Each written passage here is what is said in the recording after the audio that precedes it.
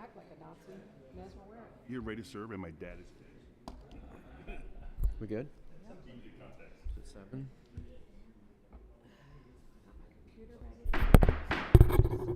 I will call the special council meeting of June 5th, 2024 to order. Will you please rise and join me in the Pledge of Allegiance? Allegiance to the flag of the United States of America and to the republic for which it stands, one nation, under God, indivisible, with liberty and justice for all. Will you please call roll? Here. Bilski. Foster. Madden. Here. Perry. Palmer. Here.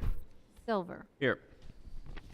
Is there a motion to approve the special council meeting minutes of May 4th? So moved. You? Is there a second? Second. You, Ryan?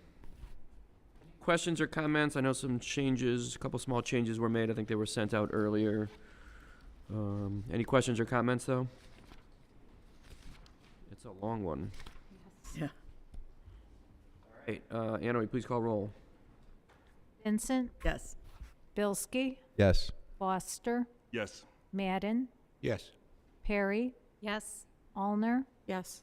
Silver. Yes. Is there a motion to approve the council meeting minutes of May 8th, 2024? I will make the motion. Is there a second? Or Jeff? A second.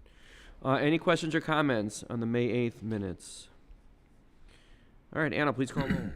Vincent. Yes. Bilski. Yes. Foster. Yes. Madden. Perry. Yes. Allner. Yes. Silver. Yes. Moving on, are there any audience comments relating to agenda items? Okay, moving on. Yes, if you would step up to the microphone, please, and introduce yourself and say your address. My name is Stacy Manila, and I live at 4969 West Woodcrest. And I was wondering, that's coming up tonight for further discussion, the rezoning of some parcels. It's item B on your agenda. Are you going to specify what parcels those are and the reason that this is coming out again? Yeah, we will do it when we get to that part of the agenda. Okay. Yeah, for sure.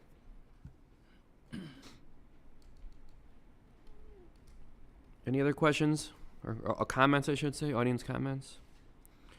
Okay, old business, ordinance 2024-8, an ordinance amending certain subsections of section 1127.03, streets of chapter 1127, design standards of the codified ordinances of Orange Village and declaring an emergency. This is up for the second reading.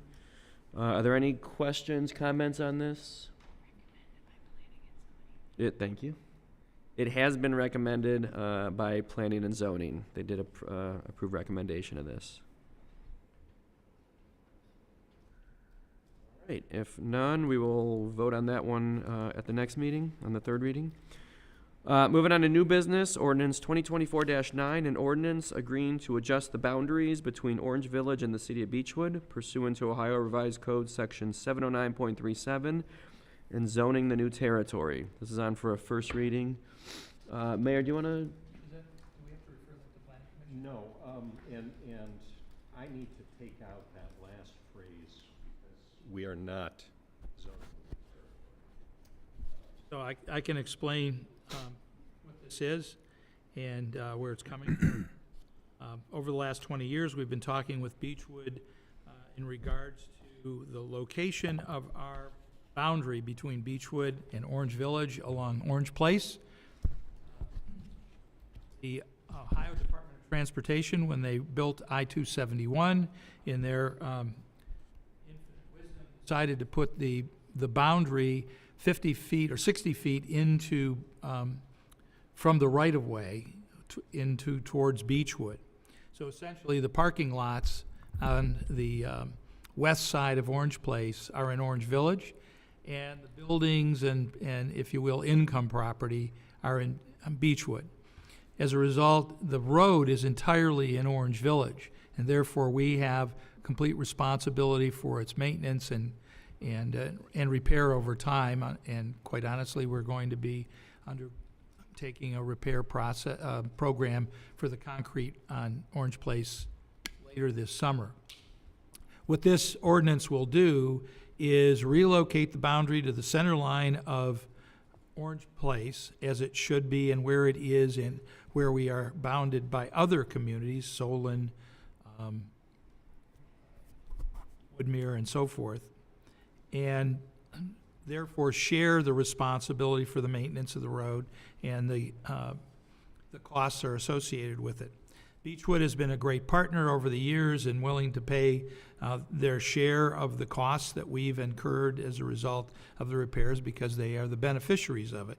But we have now been able to enlist their partnership in relocating the boundary so that it will bisect the highway, the street, and Beechwood will have the west side and Orange will have the east side up until the point where it gets, I guess it's the Porsche dealership is where it makes the jog over, and then we have the entirety of Orange Place at that point.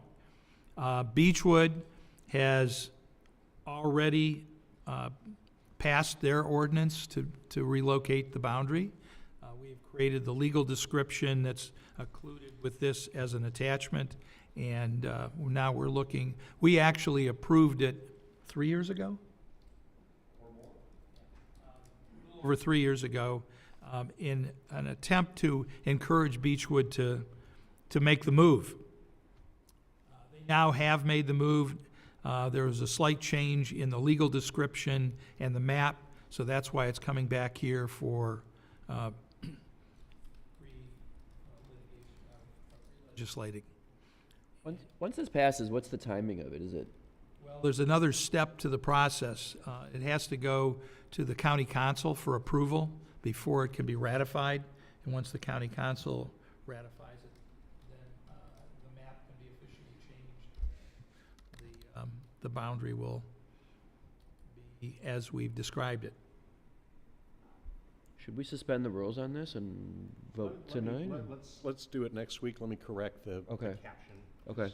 This ordinance has been rewritten from prior one, and in the prior one, some of Beechwood was gonna come into Orange Village, and some of Orange Village was gonna go into Beechwood.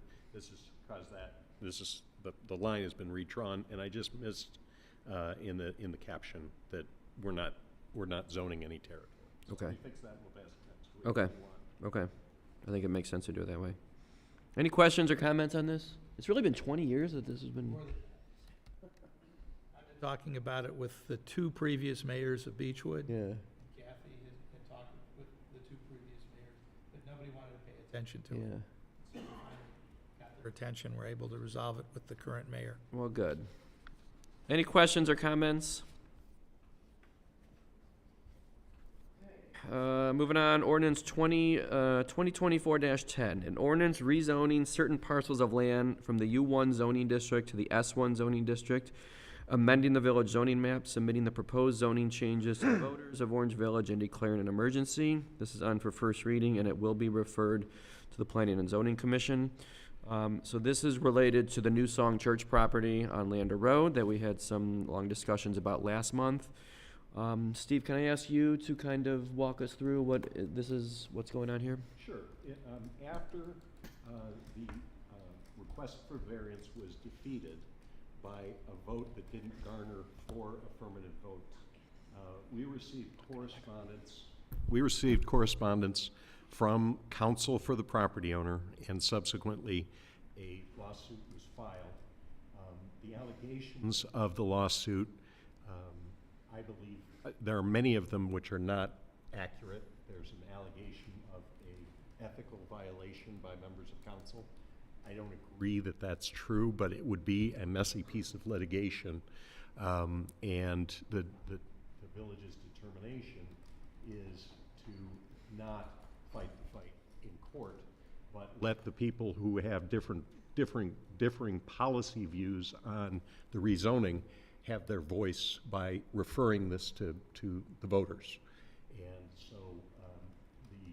intention is to settle the lawsuit. That would result in the variance being granted for this property on the same standards and conditions that were in front of council in our draft conclusions of fact. So that issue would then go to the voters to determine whether or not, and so that the issue would be resolved at the ballot box rather than in the courtroom at significantly less expense to the village than would otherwise occur. The other issue, I mean, this was a unique situation in that the majority of the people voting on the issue supported the planning commission's decision that the variance should be granted. However, under state law and under the charter of the village, you must have 4 members of council in order to approve anything. So that left us in the odd situation where we did not pass conclusions of fact which would support a denial. And so what would be in the record is all of the facts that the planning commission found that would support the variance. This is an untenable situation. It would be expensive litigation, and so my recommendation, which is now being reflected in the ordinance, is to let the voters vote on this issue rather than trying to litigate a difficult case in court. So what would the next steps be in terms of a public hearing, getting this pushed through? You may recall that after the ordinance comes back from planning and zoning, council holds a second reading. At the time of the second reading, council would need to set a public hearing for the ordinance. So will the second reading be next week? Timing-wise, will this work No, out? no, Okay. the second reading would be the first Wednesday in July, or the first meeting in July, whenever that would occur. And then we'd have to set a special meeting in July, at the end of July, so that you could have the public hearing and vote on the ordinance to send the issue, because the deadline is August. Early August. So we could do the public hearing and vote on it at a special meeting at the same time, same night? Yes. Okay. Yeah, yeah, and that's to avoid, again, expensive litigation, which it's possible that the village would be very expensive, and the policy issue could be debated at the election and resolved at that point. Yeah. At significantly less expense. Just to reiterate, this is not to approve the rezoning, this is to approve letting the voters decide the rezoning in November. Any questions or comments? I just have a quick comment just to say, for one, I'm just glad the voters will have the opportunity to have a say, assuming this goes through, as I've stated all along. I would agree with you. Kim, did you have something? I do. I think that it's only appropriate to let the voters know where they can find that lawsuit if they're interested. In the Court of Common Pleas, it was filed. It is case CV 24997846. That's a matter of public record, and I'm not sharing anything confidential. But I do think it's important that people have the opportunity to see the lawsuit that was filed by the KJI group against Orange Village Council. And it will go to the voters, but there is nothing stopping any voters from organizing or doing anything that they feel appropriate and legal to make their voices heard and convince other voters to vote against it. And I also have, I understand, this is, I think, as appropriate time as any. Mr. Byron had a conflict of interest in this case, and I'm certainly not implying any wrongdoing, but lawyers are required by the attorney rules of professional conduct to disclose those conflicts of interest, and it's my understanding that Mr. Byron did follow those rules. He did disclose that to the Planning and Zoning Commission, as well as the mayor, and the mayor waived the conflict of interest. I would simply request as a courtesy that when conflicts of interest are disclosed, that either the mayor or whatever council member serves on a committee where that is made known, that they notify the remainder of the members of council, because it's appropriate, in my opinion, as an attorney, that all members of council should know in advance if there is a potential conflict of interest and if a waiver is being granted. And again, I'm not implying that there was any wrongdoing by anyone. We're all new to council, and perhaps this is something that previous council members would never have had an interest in. We all have different things that, interest us, and based on my background, that's something that I think is appropriate, and I would respectfully request that the mayor, as well as any member of council who serves on a committee where such a conflict of interest is disclosed, that they would then disclose it to council. Again, Mr. Byron followed those rules. I'm not in any way implying that he did not. So I want to be very, very clear about that. And in the interest in the full disclosure that you're requesting, there is a request for a variance that's coming before the Planning and Zoning Commission for the, it's where the Lakeshore Learning, it's the Chagrin Plaza property where Lakeshore Learning is. Spectrum. And FedEx. That shopping center has approached the village to have a variance to permit an ATM machine. I was gonna talk about that later. but My go ahead. firm has done legal work for the Burton Carroll, which manages that mall shopping strip, and we have disclosed that to the mayor, and both the Burton Carroll and Orange Village have signed off on that conflict. I will bring that up now. I will bring that up in front of the Planning and Zoning Commission, and when council votes on it, I will do it again. I view my job is to reflect what the decisions that are made by the Planning and Zoning Commission and council, not to influence them or, push people one way or another.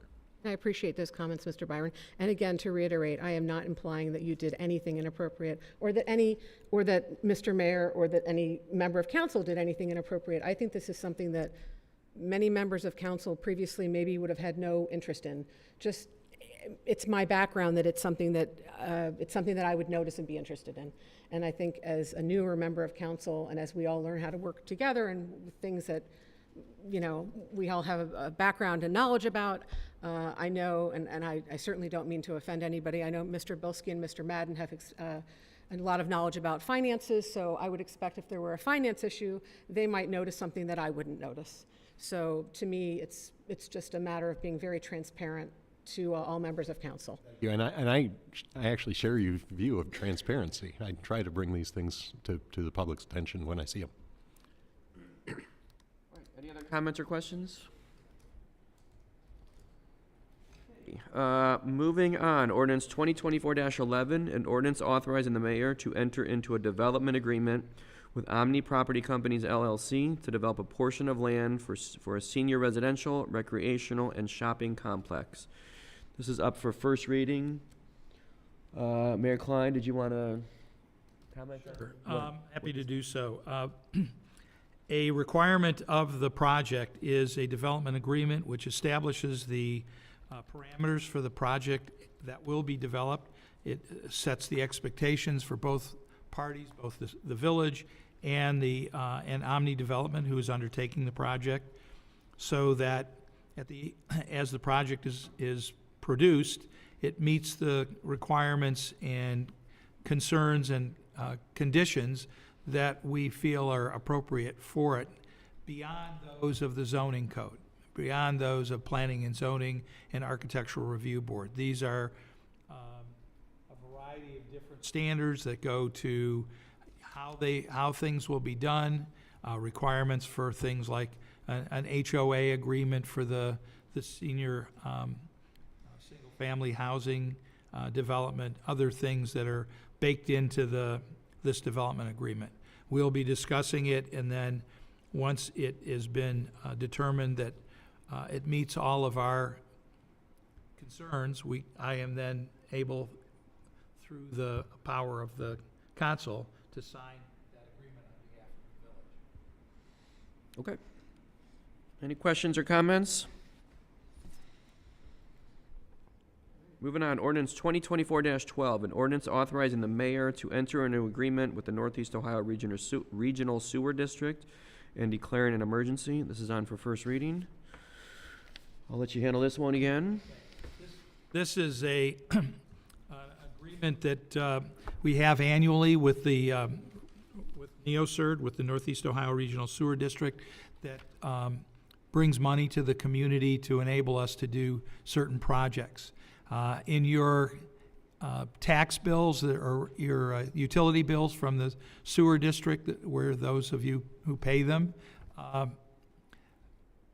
in Woodbrand, for example, the Actually, mon- the water bill. They're on the water bill, I'm sorry.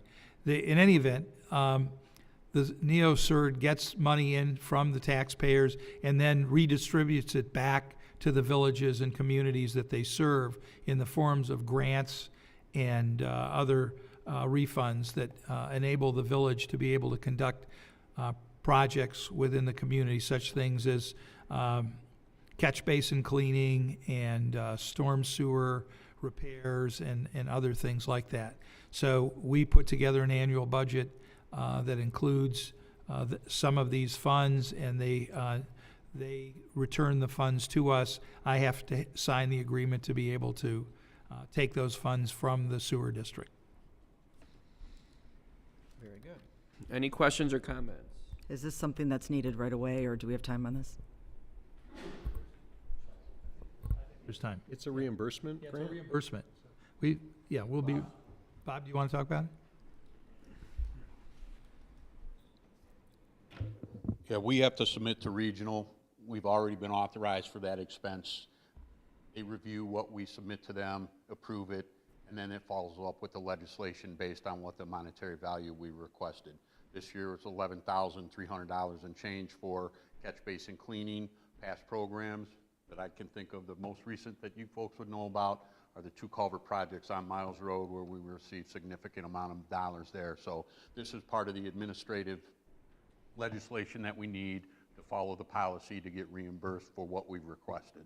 But there is no time limit on. There's when no you- time limit. We submit it when everything's done, it's done. So, you know, the funds will be returned into the infrastructure. Payment's been there, and it's just gonna be a reimbursement.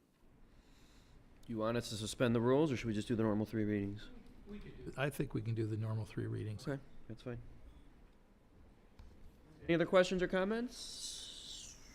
Okay, moving on. Any audience comments relating to matters which advance the good of the village? Mayor Klein, any comments? Yeah, I got a lot to say tonight. All right, good. Quite honestly. First of all, I want everyone to know we've been working on developing a community-wide survey. There's been a committee of, including myself, Brent Silver, Bob Zugan, Anna, and our village planner, working with Cuyahoga County Planning Commission in developing this survey. The survey will be released on June 13th. It will be made available electronically. We'll be sending out information on it so that people know to go there. It covers a broad spectrum of areas of interest that I believe are important to the community. Many of you may have seen earlier in the year when I sent out a community engagement survey to find out where people would be interested in participating with the village. Well, this survey will now provide the agenda and priorities for those different areas to work in. So this will be coming forth on June, we're looking to release it on June 13th. As many of you may recall, we had the solar eclipse glasses that were problematic. We were able to get a refund from the company from which we bought them. We've applied the funds for that, and we'll be holding a concert on June 25th here at the amphitheater, using that facility. We think that is a really great opportunity to showcase the amphitheater for the future of the community. Did they provide any reason or any excuse for the Well, glasses? apparently, from what I came to understand, there was a defective batch that they supposedly sent out notification to those who may have received it. We were never notified, and until they didn't work, we didn't realize they wouldn't. And it was this was a national news item. Like, slow news day. Talk to me about it. Slow news day. About the Orange Village, yeah.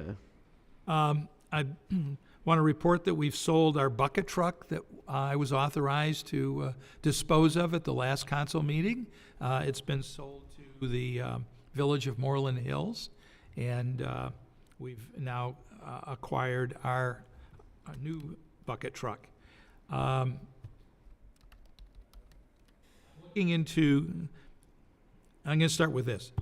Last week, it was about a week ago, Chagrin Falls held its first responders event. It was very well attended.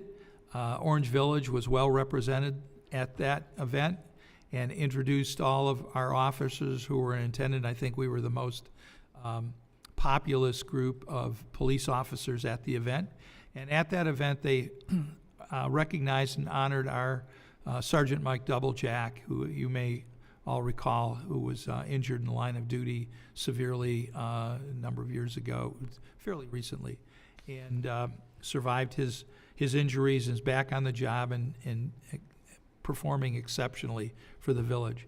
I think it's very important that we recognize our police and firefighters and our service people for the work that they do for the village, and I'm proposing the development of a fire service, police service, and service department wall of recognition that will be on the outside council chamber so people can see the wonderful people who we employ and serve our community. And I think it's really important that we undertake that. I'm meeting with the department heads to work out the details of what that will be and how it will be undertaken. Earlier this year, we passed something called the Naturalized Landscape Regulations. We found a number of homes in the village who have decided that not taking care of your yard is a strategy, and allowing weeds and bushes to grow uncontrolled and calling it natural landscaping. We have not had any ordinance where we could control it at all. So through the building department, our planning department, our village arborist and our village landscape architect, we sat down and developed a set of guidelines and requirements for naturalized landscaping. We believe it's an appropriate way to go, but it needs to be done in an appropriate manner. And so that legislation has passed. It's now on the books. It's now being enforced by our building department, and we would encourage those who are interested in pursuing it to look into it. We've included with the legislation a guidebook so people can understand what we mean by naturalized landscaping and what's required to achieve it. I met today with... Can I just interrupt you? That was passed in the last year in December, Last December. just for point of, yeah. But I bring it up because I had a call today from a resident that wasn't aware of this, and I felt it's important that we need to make people aware that we have such a thing on the books, and that and there's a way in which you proceed with it. This morning I met with the Chagrin River Water Partners and the Western Reserve Western Reserve Land Conservancy to discuss matters as they relate to the undeveloped land part of the issue 14 ballot. We're moving forward with them. Ultimately, the land that will be taken under control initially by the Western Reserve Land Conservancy will be turned over to Orange Village, and we talked about how and what that will be and how that will proceed. A couple other announcements that I need to make. There's still have some leaf humus available. You can order it on the website or call Village Hall. There are many recycling opportunities. This Friday is paper shredding at 9 a.m. to noon, or truck is full. What did you mean by that, Anna? Till noon or until the truck is full. Get too many, then truck is full then. They also recycle flags, computers, electronic collection on Friday as well, from 7 a.m. to 3 p.m. Branch chipping is Monday, June 10th. Please place your items out prior to 7 a.m. For those of you who have kids in the school, I'm stealing Stacy's thunder. Last day for Orange schools is tomorrow. Please drive safely and watch for children. The community-wide garage sale is Saturday and Sunday, June 22nd and 23rd. Please sign up today. And Village Hall will, I wanted to let everyone know, Village Hall will be closed on Wednesday, June 19th in recognition of Juneteenth. The last thing I wanted to announce or talk about is tomorrow is D-Day, the 80th anniversary of D-Day, the invasion of Europe by Allied forces. And I wanted to make mention of it because it's an important day for veterans of our communities, to thank them for that great service. So many men and women were lost in that day alone as they began to retake Fortress Europe. And I wanted to acknowledge that as a really important day we should recognize. Thank you for your service. All right, thank you. Concludes my report. All right, thank you. I just had one comment. A variance is going to be coming before council sometime in the near future. I'm not exactly sure when. Steve alluded to it a little earlier at the Orange Plaza Shopping Center on Chagrin, in the former Massage Envy space, which I believe is at the eastern end of the center there. U.S. Bank is looking to go in there, and they want to, they're requesting a variance for, it's a freestanding ATM, correct? It's close to the street. It'll be along Chagrin. They need a variance because it's closer than the required 100-foot setback, and they are eliminating 7 required parking spots. So a study was done. It appears to be extremely thorough. I think they had people go out there and observe the parking situation at various times, including what they consider to be busy times, and it sounds like there's not any issues with any parking. Removing the required parking spots would not be problematic in any way. So we can be on the lookout for that coming our way sometime in the near future. Yeah, if you want to add on to that. In full disclosure here, while I was not under direct contract with Burton Carroll, I was hired by their insurance company in a lawsuit that they were involved in as an expert witness for a property that they own in Mayfield Heights, and that was settled over a year ago. I did disclose that at another time when they brought something up to Planning Commission, but I think it's appropriate here because there'll be a variance. While I will not be able to participate in the action and determination of the variance, I still want to make sure that everyone knows that. Council. Do it at planning and zoning. Yeah, but in planning and zoning, I will be part of making that recommendation to council. So, in full disclosure, they do have some. Very good, thank you. Council comments. Stacy Vincent. Thank you. Planning and zoning met Tuesday evening, and in addition to ordinance 2024-8, which we discussed tonight, 2 signs were approved, replacement signs for the Hampton Inn and signage for the new gas station at the corner of Brainerd and Miles, which isn't so new anymore, but it's still newer. One important note, the owner, Mohammed Rahman, asked that if anyone has any issues or suggestions about anything involved in his property at all, something that you've liked there, something that you don't like, something that you'd like to see, please reach out to him. He is eager to work collaboratively with the residents here in Orange. School report, it's the most hectic time of the year at the Orange schools with all of the phenomenal end-of-the-year accolades, activities, graduations, retirements, and so on. So I would just suggest you tune into the website and or the Facebook page to see it all. Of special note, a shout out to 2 Orange Village residents, Nancy Damiano, who created the annual Great Race at Brady Middle School, a wonderful, colorful end-of-the-year competition, as well as resident Jen Gold, who coordinates Unity Day each year, which was moved inside this year, but it was still amazing once again. I also want to congratulate all of our Orange Village graduates, whether they went to the Orange schools or somewhere else, be they preschool grads heading to kindergarten, 5th graders heading to the middle school, 8th graders heading to the high school, recent graduates headed to college, or college grads headed into their careers. Congratulations to all. Orange High School graduated 137 seniors. The graduation speaker was alum and wilderness leader, among other attributes, Rick Rochelle from the OHS class of '82. This marked the 98th commencement for Orange High School. Work has already begun on the stadium field where the turf will be replaced, and the next phase of construction at the high school is already underway and will continue in full force once the school year officially ends on Friday. The board next meets on Monday, June 10th at PPLC. For those of you who have driven through the Orange Schools campus, the name Gail Allison should be a familiar one. The main road through campus is named after the former Brady Middle School and Pepper Pike Elementary School principal, who is also a graduate of Orange High School. She passed away about 3 weeks ago and will be greatly missed, as will former Business Operations Director Phil Dickinson. And a reminder to any and all Orange graduate who might be listening and or friend of Ellen that the celebration of teacher Ellen Picard's life will be this Sunday, June 9th at the Orange Senior Center at 2 p.m. All are welcome to come share your stories, your songs, your thoughts, or just share.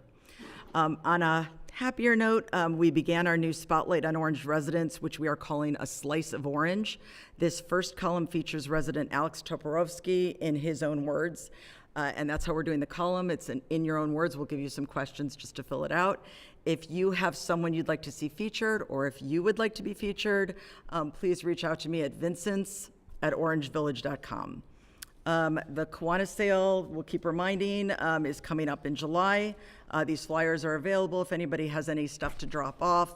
Drop-offs are on Saturday mornings and Monday evenings. We welcome your stuff, so please drop it off, and then we'll remind you about the sale before July. And one final note, Cleveland Magazine came out with its Rating the Suburbs issue, and according to the magazine, Orange Village remains in the top 20, even though it dropped from 12 to 15. According to the magazine, the top 20 ranking is thanks in large part to the outstanding school system giving, quote, the town performance an A in our books.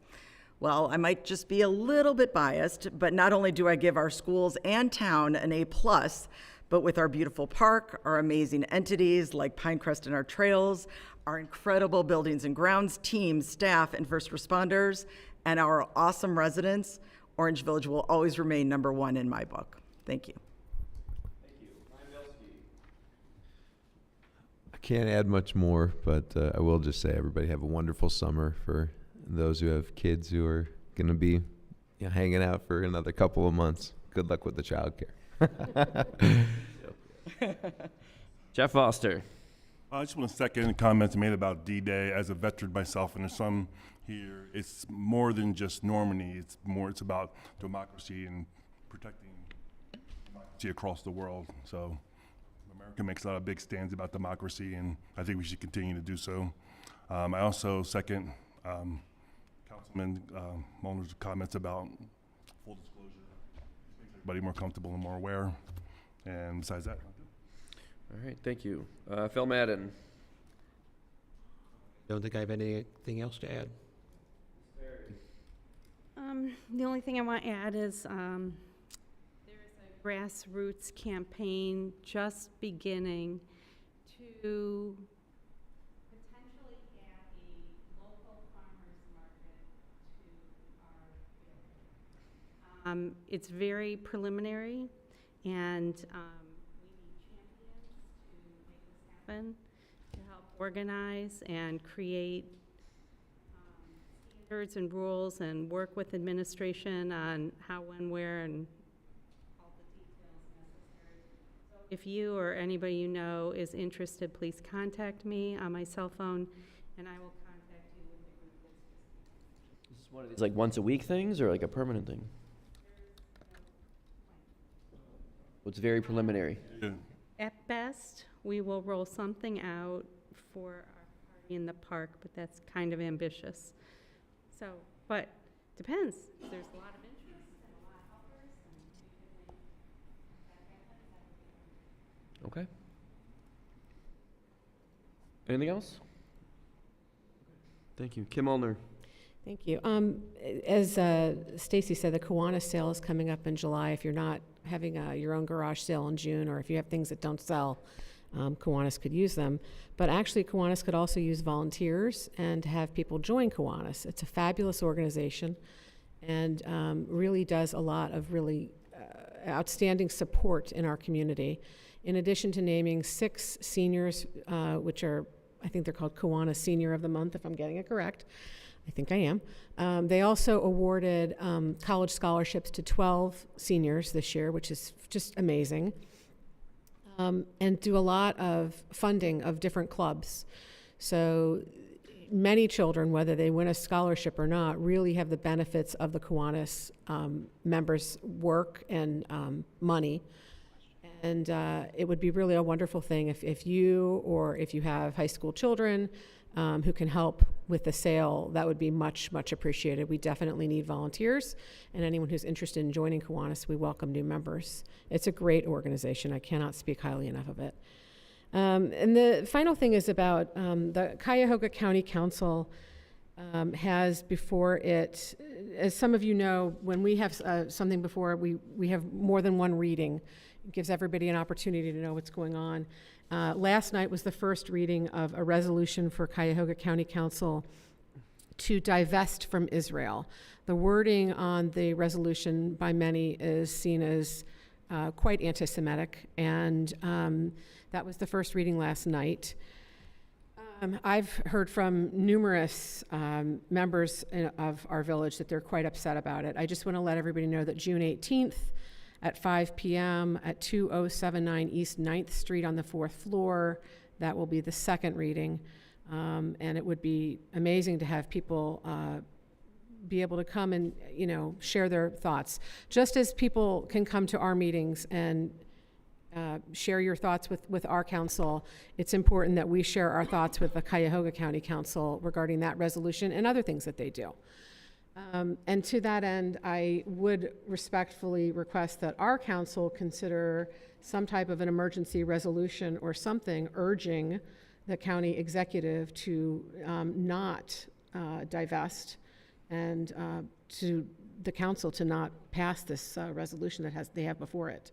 So, Mr. Byron, I'm not sure exactly how we would go about that, and I know that time is unfortunately of the essence because The rule that has been followed is either the mayor or the council president could direct me to draft legislation, or you could make a motion that would be passed by, 4 members of council to direct the drafting of a resolution.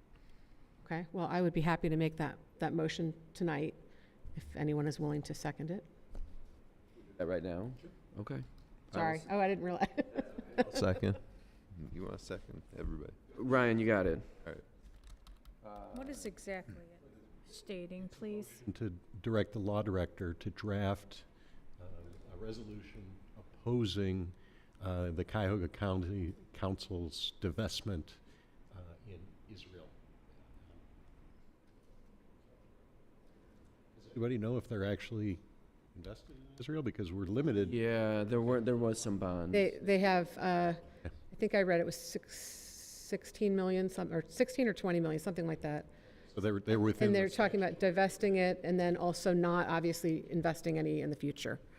I think also, in addition to the actual money, though, it's quite a statement, and I think they need to hear that residents of Cuyahoga County, whether they're showing up at the meeting or not, are upset by it. At least residents in Orange are.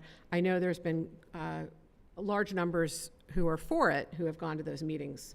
So. Will you please call roll on that motion that Kim made? Okay. Vincent? Yes. Bilski? Yes. Foster? Yes. Madden? Yes. Perry? Yes. Allner? Yes. Silver? Yes. We'll have it ready for next Wednesday. Appreciate it. Thank you. Anything else, Kim? Thank you, Kim. No, I appreciate all of you. I know, and I just want to make a statement to the public. In particular, recently there have been 1 or 2 issues where, a lot of times we all vote yes, yes, yes. But it's my belief that every one of us does research, and we all want to do what we think is best for the village. We don't always agree on what's best for the village, but we try to be respectful of it. I know I do, and I believe that all of my council members and the mayor as well. So we are, I always encourage open discussion. I always want to learn about different sides of things. I believe that other council members do as well. And ultimately, we all are doing what we think is best for Orange. We won't always agree. And I'm sure that not everybody's going to always agree with things that I do or say or vote on. I'm sure of it. My kids would tell you that for sure as well.